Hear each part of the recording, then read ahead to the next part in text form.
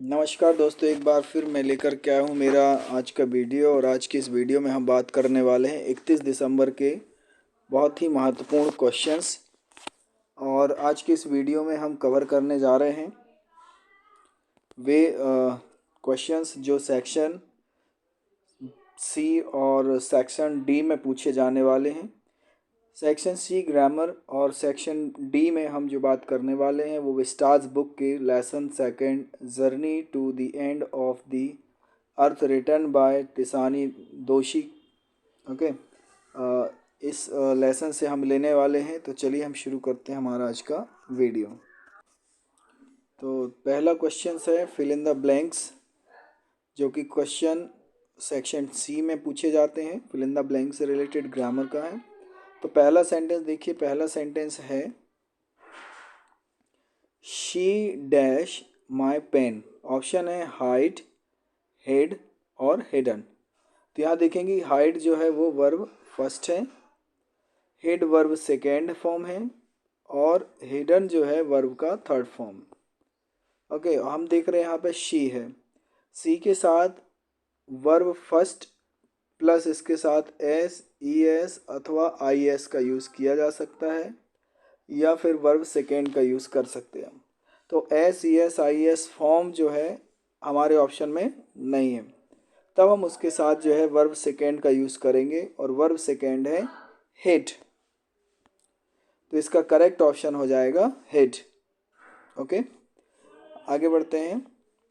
Work hard you dash, work hard dash you should fail. तो आप देखिए, जब यहाँ पर कभी भी शुड हो और ऑप्शन में इस तरह से पूछा गया हो कि लेस्ट, बट या फिर एंड, और अगर लेस्ट ऑप्शन है तो निश्चित रूप से हम यहाँ पे लेस्ट का ही यूज़ करेंगे। तो करेक्ट आंसर हो गया work hard लेस्ट you should fail.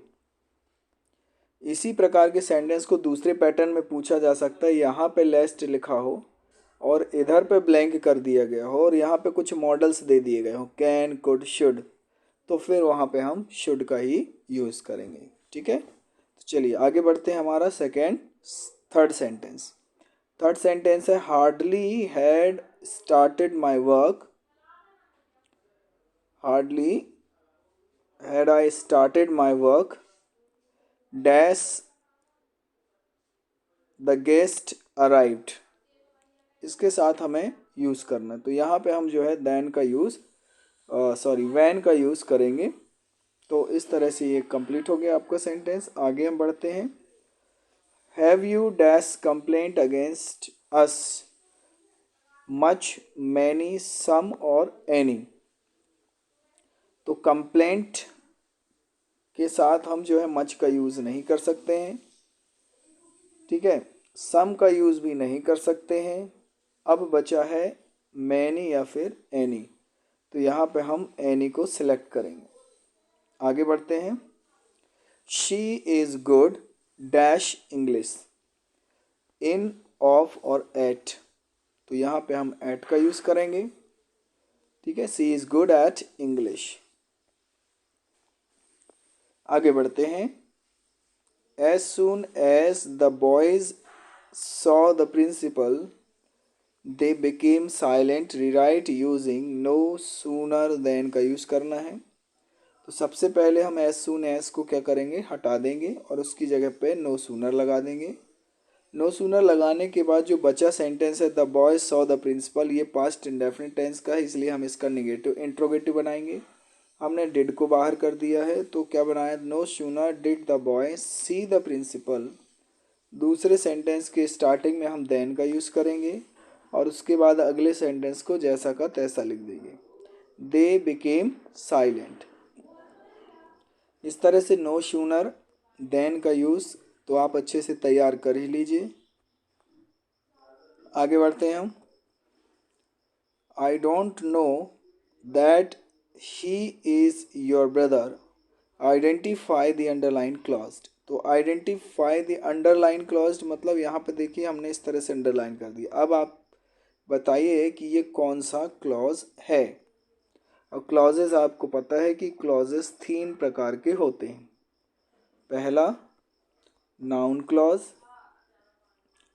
दूसरा एडजेक्टिव क्लॉज, इसको ही हम जो है रिलेटिव क्लॉज के नाम से भी जानते हैं।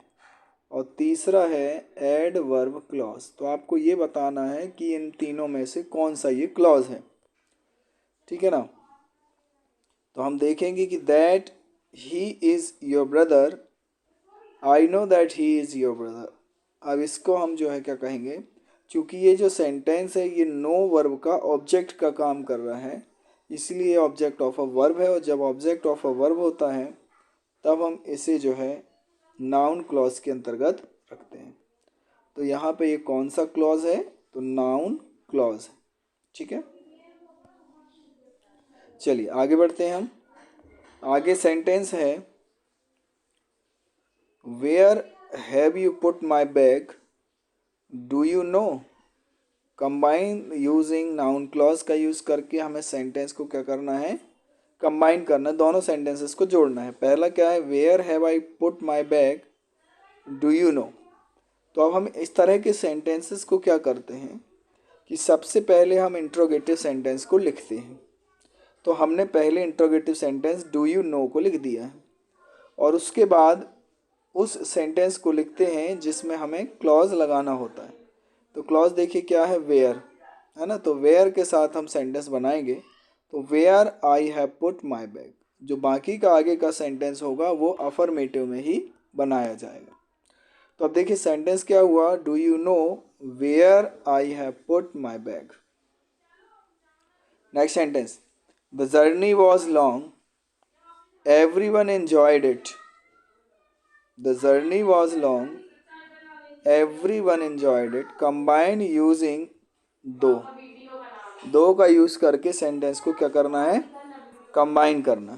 तो अब देखिए सेंटेंस क्या बनेगा, तो journey was long, everyone enjoyed it. तो ये जो दो का यूज होता है ये सबसे पहले ही यूज किया जाता है, ओके।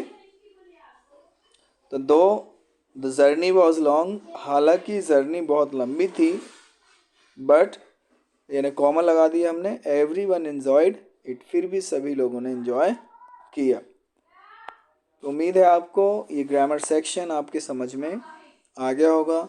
अगर कोई एक्सरसाइज जिसे आप और भी अच्छे से क्लियर करना चाहते हैं, क्योंकि ये बहुत ही इंपॉर्टेंट एक्सरसाइजेस हैं, अगर आप इनको क्लियर करना चाहते हैं तो कमेंट बॉक्स पर कमेंट लिखिए।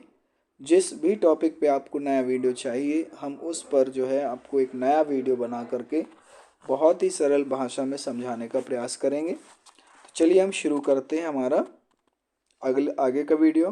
तो आगे देखते हैं हम क्वेश्चन आंसर्स, यानी शॉर्ट आंसर्स टाइप क्वेश्चंस हैं सेक्शन डी में, क्वेश्चन नंबर 12 में पूछे जाएंगे, ओके। पहला क्वेश्चन है, how did the author reach Antarctica. अगर आपने ये कहानी पढ़ी होगी, स्टोरी पढ़ी होगी, journey to the end of the earth, written by Tishani Doshi, तो निश्चित रूप से आपको समझ में आ गया होगा कि how did the author reach Antarctica, जो ऑथर है वो अंटार्कटिका आखिर कैसे पहुंचा। तो कैसे पहुंचा, किन किन रास्तों से गया, किस तरह का मौसम था, ये सारी चीज़ें हमको वहाँ पे लिखनी होती है ना। तो 2 नंबर का क्वेश्चन है होगा, तो आपको ज़्यादा लेंदी आंसर्स नहीं लिखना है। हालांकि हमने इसमें लेंदी आंसर बनाया है, थोड़ा बड़ा आंसर बनाया है, वो इसलिए ताकि आपको इस आंसर के माध्यम से कहानी का थोड़ा सा आपको पता चल जाए।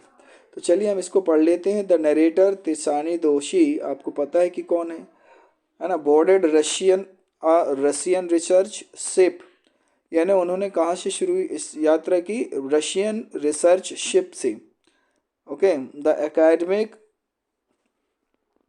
Shokaliki, and which was heading towards Antarctica, coldest, driest and windiest continent in the world।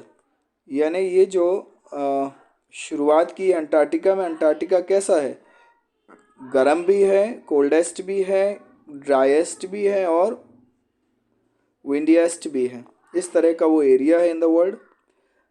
Her journey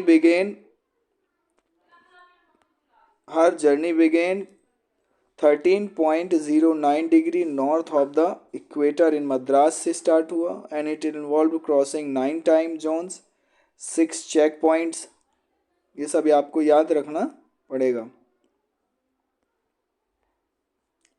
ठीक है, आगे देखते हैं हम। Bodies of water and at least 3 ecospheres the travelled over 100 hours, लगभग 100 घंटे की यात्रा थी। Combinations of car, aeroplane and ship.